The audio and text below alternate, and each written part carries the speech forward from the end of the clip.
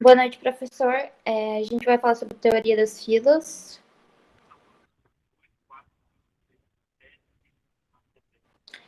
Nossa equipe é composta pelo Daniel, Elaine, eu, Heloísa e o Juan.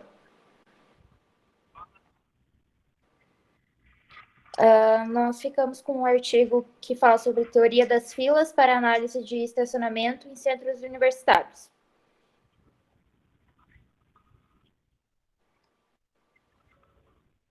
A gente vai dar uma breve introdução sobre o que é a teoria das filas.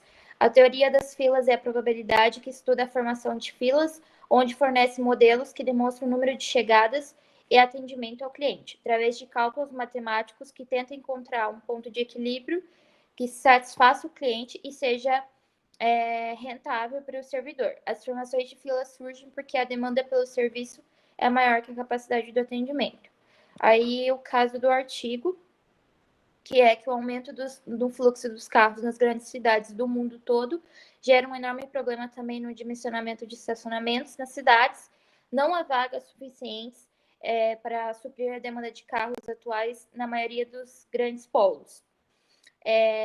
O Brasil, nos últimos anos, tem passado por um grande desenvolvimento científico-tecnológico e isso influencia no crescimento também nas universidades.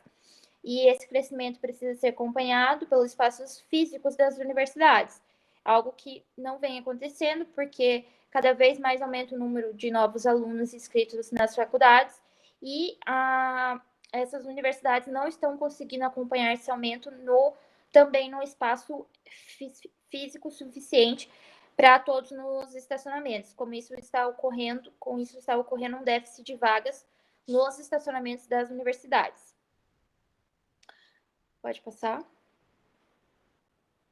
Aí vem o objetivo do trabalho, né, do artigo em si, que consiste em avaliar se as vagas do estacionamento destinadas aos carros dos universitários atende a demanda atual por meio da aplicação da teoria das filas.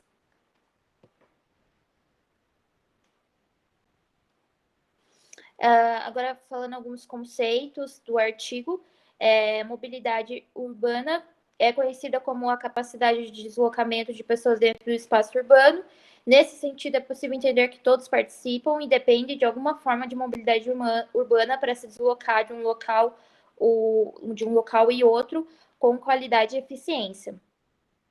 A política de mobilidade em praticamente todo o território brasileiro, muitas vezes, ao invés de melhorar o transporte, acaba prejudicando ainda mais porque causa redução dos índices de mobilidade e acessibilidade, degradação do meio ambiente, desperdício de tempo em congestionamentos e grande mortalidade devido aos acidentes de trânsito. Agora falando sobre um pouco do conceito de polos geradores de viagens, também conhecidos como PGV.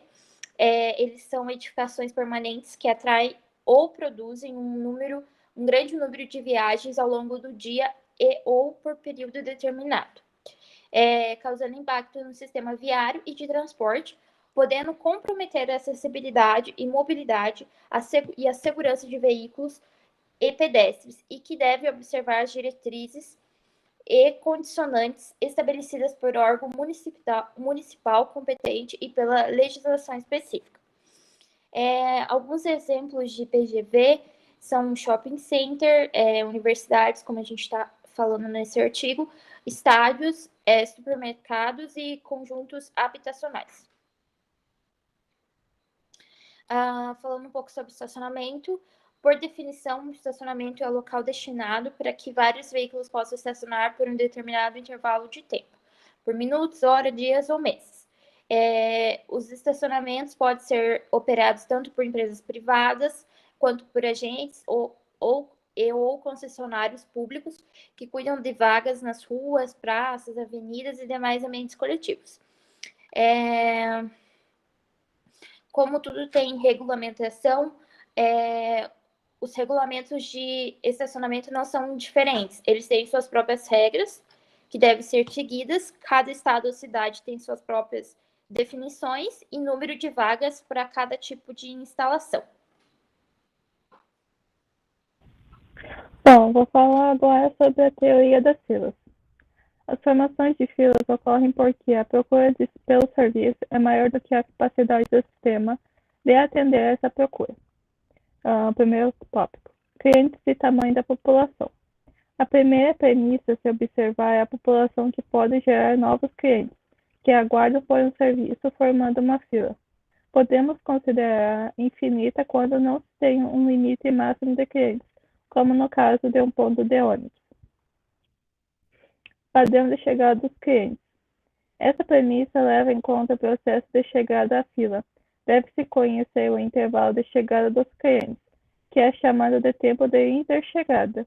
Também é preciso saber se os clientes podem chegar de uma vez, traduzindo o que é conhecido como BAT, Cajado 2004. Padrão dos serviços. O padrão de serviço se refere como o atendimento é feito, o tempo gasto de cada cliente para realizar o que deseja ao pegar a fila. Disciplina das filas. A disciplina de filas refere-se à maneira como os clientes são escolhidos para entrar em serviço após uma fila ser formada. Capacidade do sistema. Essa premissa consiste em analisar o tamanho máximo que a fila pode atingir. Nessa hipótese, avalia se o sistema é composto por várias etapas de atendimento e se o cliente ocupa apenas uma ou mais filas dentro do sistema. Número de canais de serviço. O número de canais de serviço é definido pela quantidade de estações de atendimento ao cliente simultaneamente. E é bom agora vou estar explicando um pouquinho da descrição de um modelo de filas. De uma maneira geral, um modelo de filas pode ser descrito pela seguinte notação: A, B, C, K, M, Z. Isso é a notação de Kendall, para 2014, sendo que A descreve a distribuição dos intervalos de chegadas. B descreve a distribuição do tempo de serviços. C é a capacidade de atendimento ou a quantidade de atendentes. K é a capacidade máxima do sistema. M é o tamanho da população que fornece clientes. E Z é a disciplina das filas. Bom, agora eu vou falar sobre um pouco como foi a metodologia adotada nesse artigo. Pode passar, Elaine. Definição do método.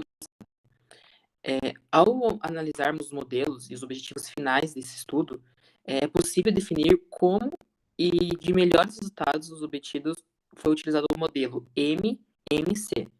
O resultado apresentado por esse modelo se faz pela seguinte fórmula: NA igual a esse símbolo grego dividido por M, que corresponde ao tamanho da população que fornece clientes. Pode passar, Elaine, fazendo um favor.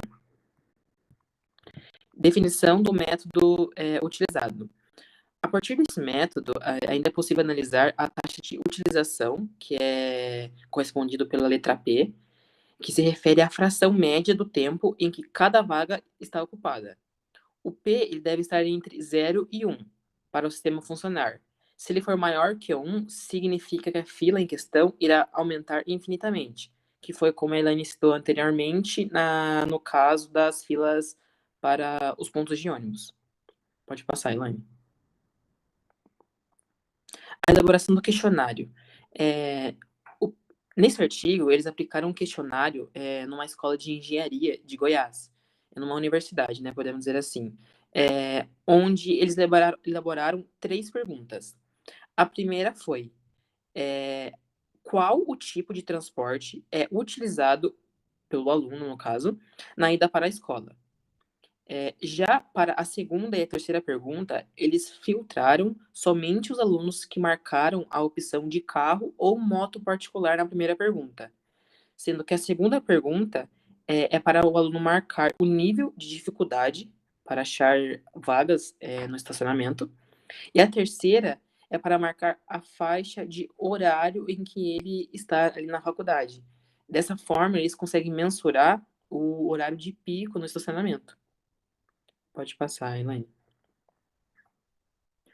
Já na parte do cálculo amostral, após a aplicação do questionário, né, é necessário obter primeiramente o nível de entrevistados para ter um respaldo e confiança para essa pesquisa. Com isso, eles utilizaram alguns parâmetros para calcular o tamanho da amostra, são eles: erro amostral, que é representado pela letra E, nível de confiança, que é representado pela letra Z, população, representado pela letra N, e percentual máximo ou mínimo, que é representado pela letra P. O nível de confiança ele é a probabilidade de que um erro amostral efetivo seja menor que o erro amostral da pesquisa. Já na questão da população, é o número, né, de elementos que existem no universo como um todo, que no caso desse trabalho, né, desse artigo em si, é o total de alunos da escola de engenharia. E o P, que é o percentual máximo ou mínimo, corresponde por se houver alguma informação que indique que o percentual não passará de certo valor, ou seja, né, o número de pessoas que vai com o veículo próprio para a faculdade não passará de 30%, 40%, por exemplo, os valores são sempre menores que 50%. No caso, né, o percentual mínimo, a explicação é parecida com o percentual máximo. Porém, a informação tem que indicar um percentual que indique que a certeza de que a pesquisa irá ultrapassar esse valor.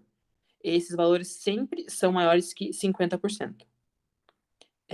Pode passar, Elaine.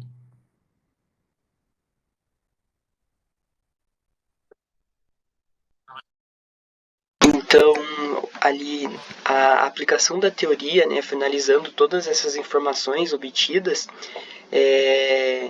tendo esses parâmetros em mãos, é possível conseguir o valor da amostra utilizando a seguinte fórmula. Então, abaixo a gente tem ali detalhadamente como que monta essa fórmula e todas as informações. Pode passar, Elaine. Então, aplicação na teoria. Para a coleta desses dados, né, para ela ser eficiente, para a gente conseguir uma análise boa, desde o questionário, toda a parte ali de coleta de informações, ela deve ser feita nos horários de pico. Nesse momento é quando vai ter mais pessoas ali, vão ter mais entrada e saída de veículos, e em qualquer tipo de pesquisa, né, se a gente for usar essa teoria, a aplicação a coleta ela deve ser feita nos horários de pico. Pode passar, Elaine. Agora a gente fazendo assim um resumo breve sobre os resultados que a gente teve sobre o estudo de caso. Ele foi realizado na Escola de Engenharia da Universidade Federal de Goiás. Lá, alguns cursos que tem lá, Engenharia Civil, Engenharia Elétrica, são vários cursos. Sobre a questão ali de cálculo do espaço amostral, que ele é usado para determinar a quantidade de alunos a serem entrevistados, né? A amostra dele, o resultado foi de 315 alunos, e sobre os resultados que a gente pôde obter com esse questionário, os resultados é que em dia crítico, o estacionamento, que foi numa terça, no período das 3 às 15, a maior movimentação de veículo foi nesse horário. Esse foi o horário de pico, então, né, definido. E sobre ali, seguindo sobre o cálculo do número de vagas e taxas de utilização, o resultado foi que para esse dia de pesquisa são necessários 164 vagas para atender a demanda da faculdade, com eficiência. Pode passar, Elaine?